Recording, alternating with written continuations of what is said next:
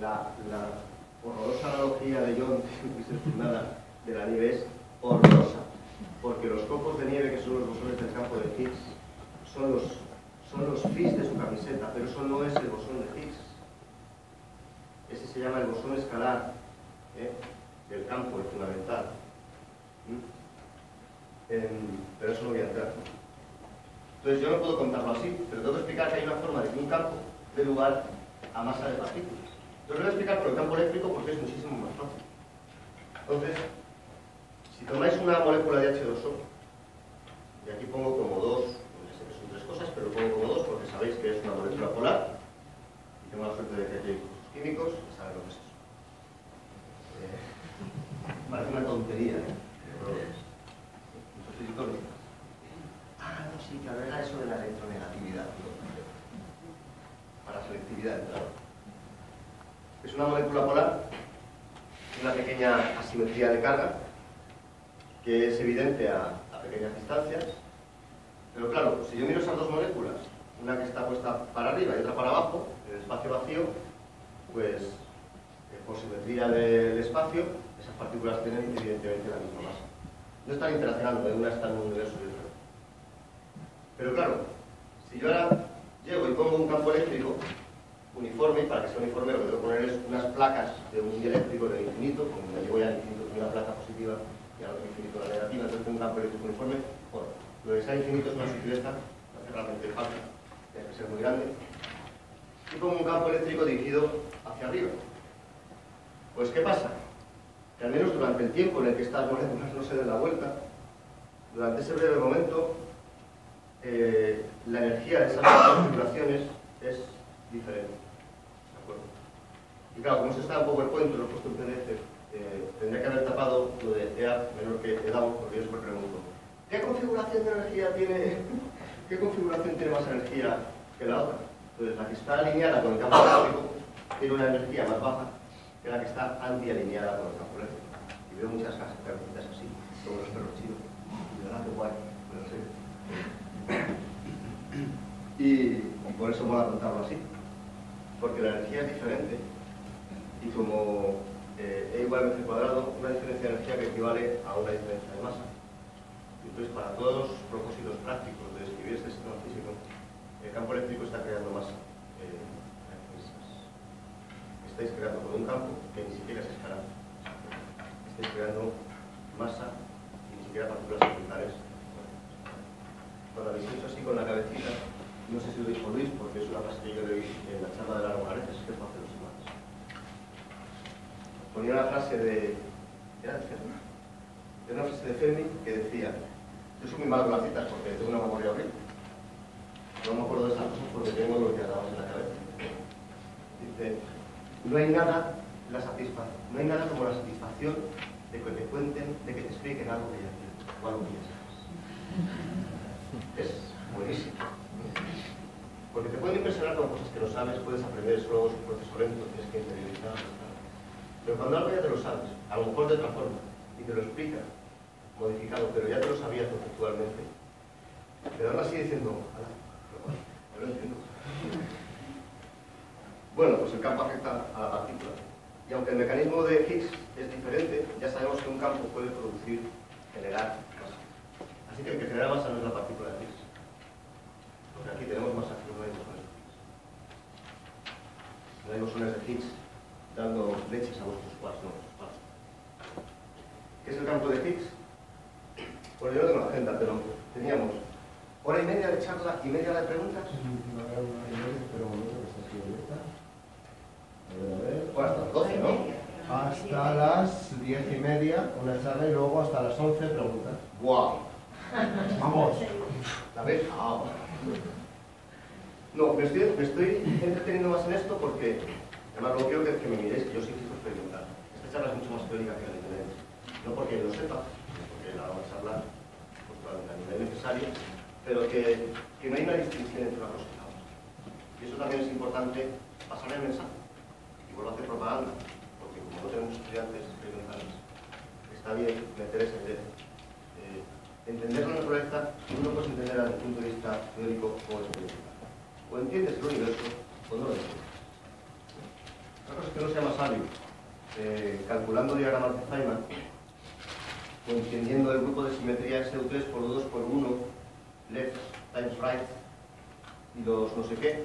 Y hay gente que es muy hábil programando, me pasa a mí, hay gente que es muy hábil haciendo otras cosas. Pero al final lo que nos mueve como seres humanos, o lo que nos parece es que queremos entender las cosas, ¿de acuerdo? Fin del paréntesis. Bueno, el campo de Higgs no es un campo eléctrico, es muy parecido a un campo gravitatorio, y yo lo pongo siempre como ejemplo porque como tenemos esa intuición del campo gravitatorio, entonces sabemos lo que es la energía potencial, pues es un buen ejemplo para explicar el campo de Higgs. Y la diferencia es que no apunta en ninguna dirección, por eso se llama campo escalar. Otra cosa importante, que no siempre se dice, y vosotros ya con todo lo que sabéis tenéis que saber esto, es que el campo de Higgs está relacionado esencialmente con la interacción nuclear débil.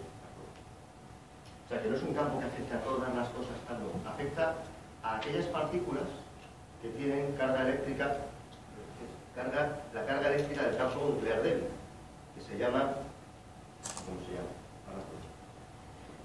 Igual que las partículas tienen color, otras tienen carga eléctrica, tienen una carga, porque si no interaccionarían con los W y los Z. Entonces, ese campo escalar, el campo de Higgs, pues interacciona, igual que los W y los Z, que son vectores, interaccionan con partículas, como mejor dicho, las partículas que tienen hipercarga débil, que es como se llama la carga, es un nombre horroroso, pero conceptualmente es lo mismo que la carga eléctrica, pero para el campo de Higgs, el nuclear débil. Las partículas que tienen hipercarga interaccionan con esos bosores de velocidad y con el campo de Higgs. Pero la razón por la que se introduce el campo de Higgs es porque hay que explicar la masa del W y hay que explicar además por qué ocurre en ese 10 a la menos 17. Y claro, está muy relacionado porque como los Z y los W son los transmisores de la hipercarga, pues también interaccionan con el campo. Es más, no es que los que tienen hipercarga interaccionen con los bosores, es que la hipercarga es el parámetro que nosotros nos hemos inventado para cuantificar la fuerza de la interacción eléctrica. Y me he parado a decir inventado porque no es cierto, es tan fundamental como la carga eléctrica. De las simetrías internas formales, no en el espacio-tiempo, sino en el espacio interno del campo nuclear débil, hay ciertas simetrías, que es más difícil de poner el ejemplo que la electricidad, porque la electricidad es una simetría de un parámetro, técnicamente se llama U1, una simetría unitaria de un parámetro. Esto es una simetría también unitaria de dos parámetros, que se llama SU2, y es más difícil poner un ejemplo. Pero de esas invariancias sale una carga que se conserva, que es la hipercarga. Y como son dimensiones, en realidad es una suma de dos términos, pero hay movimiento. Pero veis que todo va cogiendo forma. Por eso en SU3 la simetría de tres dimensiones es la interacción de color, y de esas simetrías internas del grupo unitario SU3 salen los colores de las partículas. Salen 3 colores, 8 gluones, que tendrían que ser 9, pero 1 es una combinación ideal de los demás y no existe en la naturaleza, porque es una... En realidad en el mundo, los blancos, no existen. Se me acaba de ocurrir, qué guay. Bueno, pues yo lo dejaría aquí. Luego completo la transparencia y pongo bolitas, pero los debes pasar muy rápido. Tienes que pestañear así en 3 segundos para que pase las siguientes transparencias. Porque yo que abogo por no poner bolitas, termino poniendo bolitas. Pero ayer a la 1:30 de la mañana, y digo, a ver si quito las bolitas y me cargo la charla. Bueno, pues ese campo de Higgs uniforme es... Y quería poner un ejemplo así también más gráfico de cómo genera masa, pero luego sí es un problema. El campo de Higgs es uniforme, como todos los campos. Es uniforme y además constante. Pero claro, yo, igual que en cualquier fluido de cosas, puedo producir alteraciones. Y puedo producir ondas de presión. Esas ondas de presión, por ejemplo, es lo que hace que ahora mismo me estéis escuchando. Las ondas de presión en el aire son ondas que se propagan. Yo estoy produciendo una alteración determinada, que es mecánica, pero en el fondo es electromagnética, que al final, pues, las onditas os llegan y más, eso pues, de memoria, pero lo habéis explicado 50 veces, por lo menos. Pero también en los campos fundamentales pasa lo mismo, porque los campos otro paréntesis, los campos son condensados de bosón. Pero paréntesis, no he dicho nada. Lo que pasa es que cuando uno altera un campo, hay ondas de presión en ese campo. Si esas ondas de presión ocurren en el campo gravitatorio, son ondas gravitacionales. No es tan raro. Son ondas muy grandes porque el campo gravitatorio es muy débil, muy poco denso y demás. El campo de Higgs también es débil y poco denso, pero por su naturaleza, esas perturbaciones, esas ondas, que si no lo he dicho, son partículas, mejor dicho, las partículas son ondas, son bolitas, las he saltado. Eso es el bosón de Higgs. El bosón de Higgs son las ondas que se producen en la superficie del lago de Higgs cuando yo tiro piedras a ese lago de Higgs, o bien con el LHC, o bien en la época inicial del universo, donde la temperatura era tan alta que espontáneamente se producían bosones de Higgs que al rato morían y se morían. Era una sombra, ¿vale? Pues el bosón de Higgs es esa alteración y además la masa de esa partícula es muy elevada. Es elevada porque el bosón de Higgs interacciona con su propio campo. Eso es una cuestión más difícil, pero estaba en la camiseta, ¿viste la fórmula? No lo explico. Estaba clarísimo la camiseta. La parte esa que fue.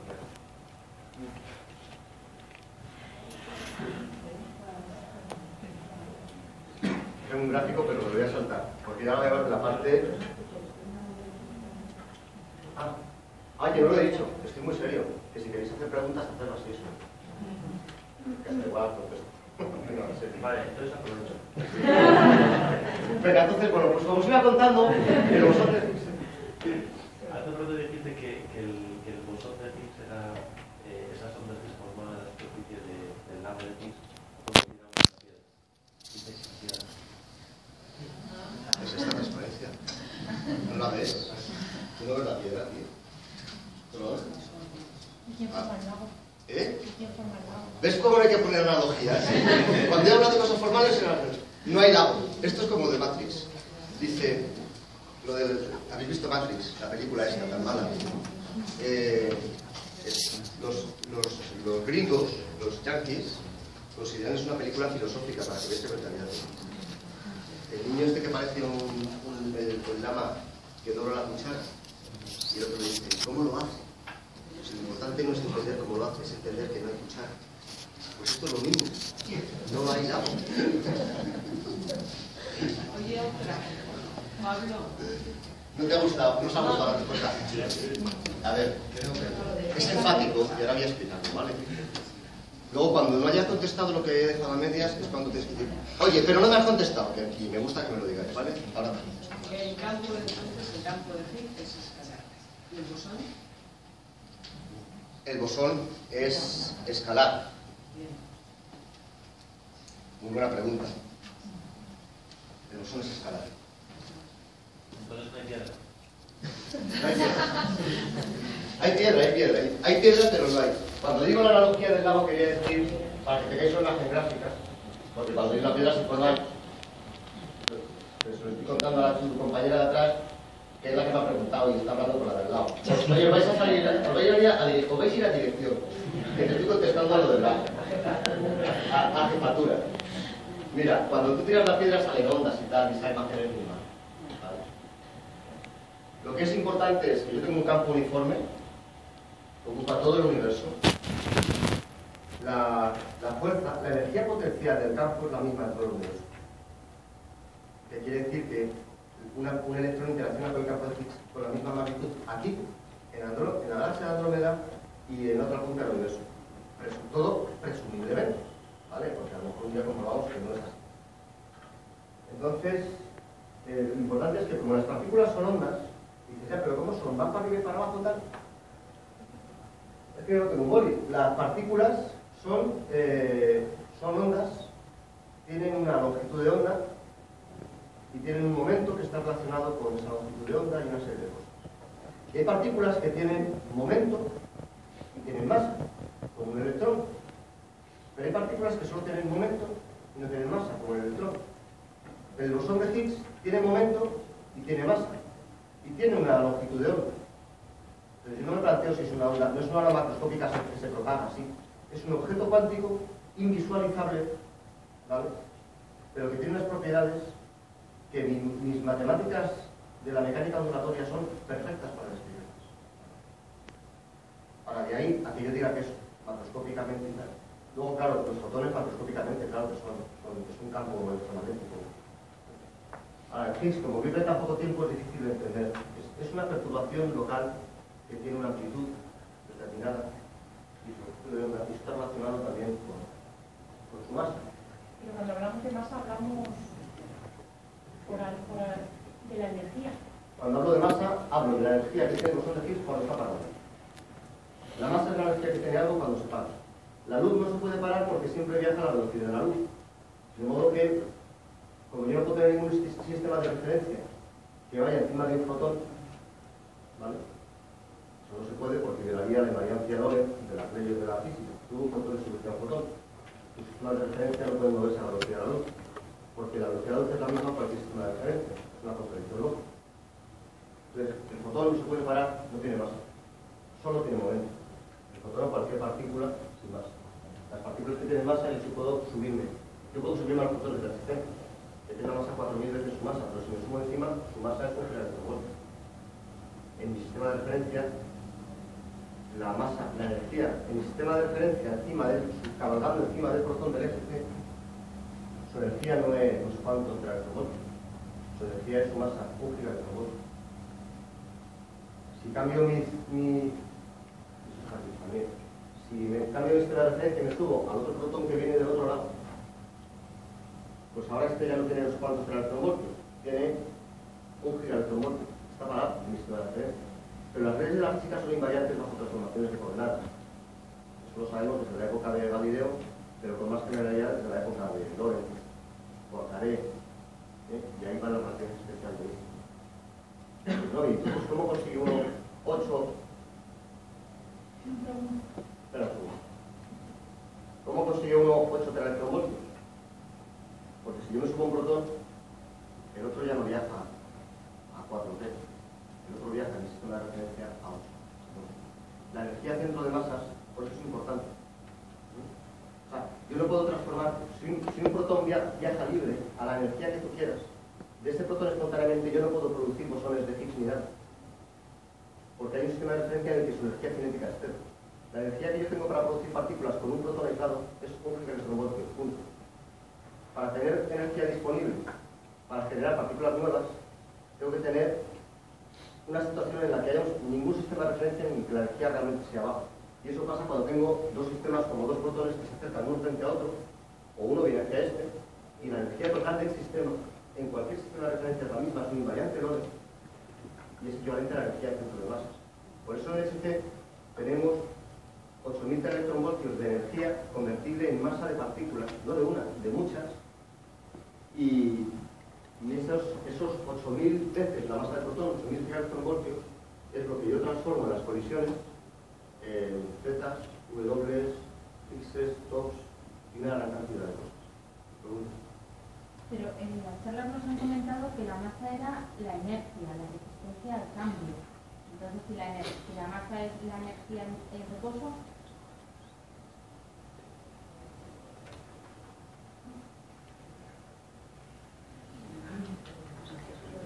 Es que iba a hacerlo gráfico, pero no sé. Podemos hacerlo gráfico.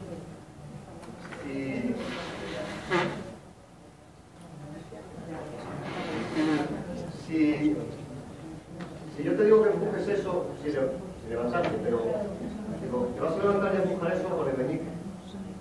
¿Lo vas a mover o no? ¿Por qué lo sabes? ¿Por qué no lo vas a mover?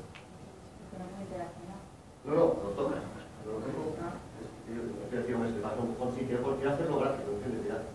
Porque yo no puedo mover con el meñique. Por la inercia. No hace falta que algo se esté moviendo para que tenga inercia. ¿De acuerdo? La masa de eso es su inercia. Es una forma, digamos, diferente. La masa es una forma diferente de llamarla inercia. Y el que algo esté parado no quiere decir que no tenga inercia. La inercia puede ser la resistencia al movimiento en el sentido galileano, ¿de acuerdo? Pero en un sistema de referencia en el que estoy yo encima del armario, o en la misma sala de conferencias, es la resistencia del trago S. En realidad, la formulación exacta de la inercia es que es la resistencia a cambiar el estado de movimiento sea ese movimiento positivo, negativo o nulo, ¿de acuerdo? Entonces, no hay ninguna contradicción. Tú sabes que no vas a poder mover esto porque tiene una inercia que efectivamente es suma, ¿de acuerdo? El que esté en movimiento no es irrelevante. Por eso los gráficos en los que se ponen, las transparencias que pasan es porque aparecen partículas moviéndose por el campo de Higgs. Tú no tienes que moverte por el campo de Higgs. De hecho, el mecanismo de Higgs no es una teoría dinámica en el sentido de que describe cómo se mueven las partículas por el campo. No. Nadie dice si te estás moviendo o no en unas coordenadas. El campo está quieto, te mueves. Y si te mueves, si ponemos una referencia encima del electrón, el campo está quieto, no dice nada de eso. Lo que dice es que tú tienes un campo de Higgs. Y si pones un electrón, tiene una constante de acoplo, la lambda que enseñó ayer en el gráfico John, y esa lambda dice que para el electrón vale tanto. Ese acoplo, esa constante gravitatoria para el electrón en el campo de Higgs, gravitatoria entre comillas, que no se llama G, que se llama lambda, es la masa del electrón. Pero si me doy un electrón con un quark up o un top o un bosón Z, esa lambda tiene un valor diferente. Entonces, lo único que dice el mecanismo de Higgs es que las partículas con hipercarga débil se acoplan al campo de Higgs con un parámetro lambda diferente para cada partícula y la masa se expresa en términos de esa lambda. El resto es que no sé si voy a ser capaz de decir lo que va. Me estaba escuchando a mí mismo y me estaba gustando tanto como me lo contaba que sinceramente no voy a repetirlo porque la segunda parte ni tampoco. El mecanismo de Higgs dice que las partículas que tienen hipercarga débil, aunque eso no es estrictamente cierto ahora mismo, esto es la segunda parte. Hay partículas susceptibles de interaccionar a través de la interacción débil, más correctamente, que interaccionan con el campo de Higgs siempre, porque está siempre ahí, y la magnitud de esa interacción, es lo que podemos llamar la energía potencial que tú tienes por estar en ese campo, tiene una magnitud que es lambda, que es diferente para cada partícula. La masa de las partículas se expresa en términos de esta. O sea, no es que la interacción dependa de la masa de las partículas. La masa es otra forma de escribir esa lambda, que es la constante de acoplo, que esencialmente es la energía potencial. En el mismo sentido que si yo me subo aquí, tengo una energía potencial y es muy fácil, tú lo notas, si subís aquí además, ya a estas edades uno tiene vértigo hasta de esto. Es decir, tú no te rías, el joven, ya tendrás vértigo. Tú aquí estás notando la energía potencial del campo gravitatorio. Y este ejemplo, que lo estoy haciendo así por primera vez, igual me funciona, no me puedo la rodilla. Yo sé lo que va a pasar si salto. Y estoy notando, y sé cuál es mi constante de acoplo. ¿Cuál es mi constante de acoplo con el campo gravitatorio? El que lo sepa que no lo diga, el que crea que lo sabe que lo diga. G. Vale 9,8 después. Eso es una constante. En realidad no es exactamente eso, porque es la G grande, que es 10 elevado a menos 11, no sé cuánto, que no sé qué, por unas unidades que nunca me acuerdo. Tengo que hacer las cuentas. Esa es mi constante de acoplo. Y siempre que haga este ejercicio me va a salir exactamente lo mismo. Y da igual que lo haga aquí o que lo haga en cualquier sitio que esté a la misma distancia del centro de la Tierra. ¿De acuerdo? Entonces yo cuando salto y experimento el puñetero campo gravitatorio, me pasa lo mismo cuando me muevo. Cuando empiezo a moverme, para desplazarme, yo estoy notando esa energía potencial del campo de Higgs. Que no me tira hacia arriba o hacia abajo, hacia atrás. Simplemente es que vaya donde vaya, me está afectando. Yo noto esa energía potencial. Las piedras, leches, las piedras. Ya no me he dejado tiempo para el resto. Bueno, me voy a saltar algunas transparencias, que sé que es desagradable, pero lo hago un poco así para trabajo de equipo. ¿Vale? El bosón de Higgs tiene masa, se desintegra, y además para que veáis como en realidad la pirámide de las partículas no depende de su masa, sino de una propiedad que tienen las partículas que se llama la anchura. Las partículas tienen anchura, que también tiene unidades de energía, y el bosón de Higgs tiene una anchura que es 1000 veces menor que la del Z, y vive 1000 veces más que el Z. Esto es un descanso cerebro, ¿no? El caso es que se desintegra muy rápido. Un bosón de Higgs vive del orden de 10 elevado a menos 21 segundos. De hecho, la vida media es exactamente la constante de Planck barra dividido por la vida media. Y no se sabrá un factor pi2, algo así. Claro, el bosón de Higgs, como se acopla con partículas que tienen hipercarga débil, puede desintegrarse a través de electrones, de quarks, de neutrinos, de muchas cosas. Pero claro, os acabo de decir que la constante de acoplo de las partículas con el campo de Higgs, lambda, es otra forma de llamar a la masa. Entonces, ¿qué pasa? Que el electrón que tiene una masa pequeña le da una vuelta a la tortilla, igual que E igual a mc cuadrado le puedo dar la vuelta y escribirlo como m igual a e partido por c cuadrado, pues que el hecho de que la masa es esencialmente lambda, entiendo que seamos en otra reunión, pues yo digo, vale, doy la vuelta a la tortilla y digo que el acoplo para electrones, lambda, es muy pequeño. Si os acordáis del gráfico ese de John, que aquí estaba, que había aquí estaba la masa, y aquí estaba lambda, aquí abajo estaban los electrones, aquí arriba estaba el todo. Gran masa, gran lambda, pequeña masa, pequeña lambda. Y entonces, si el acoplo es pequeño, quiere decir que es altamente improbable. El acoplo es una forma de decir, la probabilidad de que algo ocurra se expresa en términos de acoplo. De hecho, en términos del acoplo al cuadrado. Estas cosas que digo así un poco, me quedo callado, es que es para notas, o sea, que tampoco. Entonces, son sutilezas que yo voy soltando, pues un día lo veis por ahí.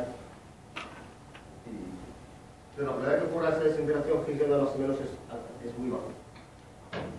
Y de que vaya quarks, bueno, dependiendo de la masa del quark. Como yo os he dicho que estos diagramas los puedo mirar en una dirección del tiempo o en otra dirección del tiempo, y aquí viene la piedra, el Higgs se desintegra así, pero como os he dicho que esto tiene una simetría respecto a la dirección del tiempo, yo este diagrama lo puedo leer, el de la izquierda lo puedo leer de derecha a izquierda. Y puedo decir que si un electrón y un positrón se chocan, forma un fotón. Claro, casi siempre, pero también pueden producir un bosón de Higgs. ¿Con qué probabilidad? Pues tienes que comparar lambda del electrón con la constante de estructuración, que todos sabemos que es infinitamente más grande que la lambda esta de que la lambda. ¿Vale? Entonces, si yo quiero producir bosones de Higgs tirando estas piedras, la forma de hacerlo es chocando partículas, esa partícula. Entonces, si yo choco el electrón positrón, claro que produzco bosones de Higgs, pero de pascos a ramos. Entonces, si yo quiero optimizar, tener un mecanismo que tenga una probabilidad altísima de producir bosones de Higgs, una forma que se me ocurre es utilizar la partícula más masiva que conozco a día de hoy, que es, lo pone ahí, el cuarto. El cuarto tiene una masa que es, si hago bien las cuentas, 350.000 veces mayor que la de electrones. ¿Vale? 375.000 megaelectronvoltios, el electrón es 0,5. Bueno, como la masa del top es mucho mayor que la de cualquier otra partícula, tiene mayor probabilidad de producir bosones de Higgs cuando chocan. También, cuando decimos que la materia se encuentra con la antimateria, produce radiación. Y es lo que se produce aquí. E más contra E menos da luz. Y top contra antitop también da luz. Casi siempre. Fotones. Pero la Higgs es y da otras cosas. O sea que no es del todo exacto que dé así radiación. Entonces yo ya sé cómo producir bosones de Higgs. Necesito quarks top. Pero el top no existe en la naturaleza. ¿Cómo produzco quarks top? Es muy masivo. Entonces yo puedo producirlo con la misma fórmula igual a x cuadrado. Y sé que la forma de producir quarks top viene aquí. Y es que si yo tengo un gluón que no tiene masa, pero puedo darle una gran energía cinética, como los protones, y tengo otro gluón con una gran energía cinética, y los hago colisionar, se produce este diagrama, que aunque es un poco complicado de interpretar, el caso es que este gluón produce un par top-antitop, este top de aquí virtual se choca con este gluón y emite otro top, y estos dos tops que están ahí viviendo juntos colisionan y dan lugar a un bosón. Esto es difícil de entender porque es un diagrama, es un dibujo. Esto es el análogo al bisonte de las pruebas de Altamira. Es mi visión gráfica de la realidad, pero no es el bisonte, es el dibujo. El bisonte en realidad ocurre en un punto del espacio, en un tiempo infinitamente pequeño. Es una forma de gráfica de poner el modelo estándar, que puede ser o no la cierta, yo construyendo cosas con la única regla de que un bosón va a dos fermiones y dos fermiones a un bosón, son las reglas que hay en este dibujo. En cada vértice de esto hay bosón, fermión, fermión, fermión, fermión, bosón, fermión, fermión, bosón. Eso sí puedo hacer. Más lo puedo calcular, hacer cuentas, sacar números, predecir probabilidades, ¿vale? Y entonces así produzco bosones de Higgs. ¿De dónde salen los gluones? De los protones. Yo acelero protones a unas velocidades horrorosamente altas, para que de la energía cinética de los gluones que están dentro de esos protones, a mí los quarks sinceramente no me importa. Yo sé que lo que más toca son gluones. Pues los acelero a esas velocidades monstruosas para que al colisionar los gluones entre sí se produzcan pares de tops que vuelven a colisionar entre sí para dar lugar a los sólidos. Y esto es el final del truco de sacar el conejo de un programa. ¿Vale? Es el truco de más.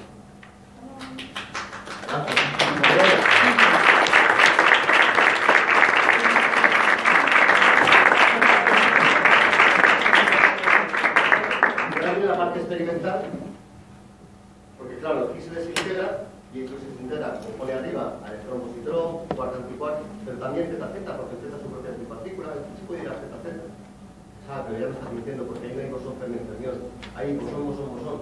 Por eso es una regla que no se había dicho del modelo estándar para no complicarlo demasiado, pero también puede haber vértices de 3 bosones, de 4 bosones y cosas así. Entonces el Higgs puede ir a zeta zeta y los zetas también se desintegran, de hecho mucho más rápido que el bosón de Higgs y van a todo lo que ya sabéis. Si lo de arriba en vez de H pongo z, es lo mismo, z puede ir a base menos, como menos, con barra, toda esa cantidad de cosas que hemos estado viendo estos días, de partículas que dan esas interacciones, que es lo que nosotros estudiamos, precisamente para darle la vuelta a esa tortilla e intentar ver si está ahí uno de estos diagramas de economías. Importante, el Higgs no tiene nada que ver con el campo electromagnético, no. Tiene que ver, pero no se acopla directamente al fotón, sino el fotón tendría masa. El lambda para el fotón vale 0. Por eso el fotón no tiene masa, afortunadamente. Si no... Entonces, ¿por qué nos enseña la foto del Higgs yendo a fotón-fotón? Porque el Higgs puede ir, yo le puedo dar la vuelta a ese dibujo de ahí, y si lo miro con el tiempo hacia allá, el Higgs puede ir a un par de tops, que les pasa este contubernio que tiene ahí cuyo masónico de tops y producen gluones, pero que en vez de gluones, que también puede pasar, puede producir fotones. Entonces, con las reglas del modelo estándar, sin dar ninguna simetría, yo puedo hacer que un Higgs, a través de este tipo de bucles, produzca pares de fotones, que es lo que está puesto aquí a la derecha. El azul es el mismo triángulo azul, aunque lo he puesto las veces. Esto es lo que hacemos esencialmente en CELES. Buscamos eventos en los que el Higgs va amagando, o va a ZZ, y a diferentes canales de experimentación. Como el Higgs tiene una masa muy grande, cuando se desintegra esa masa se transfiere, se convierte en o bien el momento de partículas o bien el momento y masa de partículas.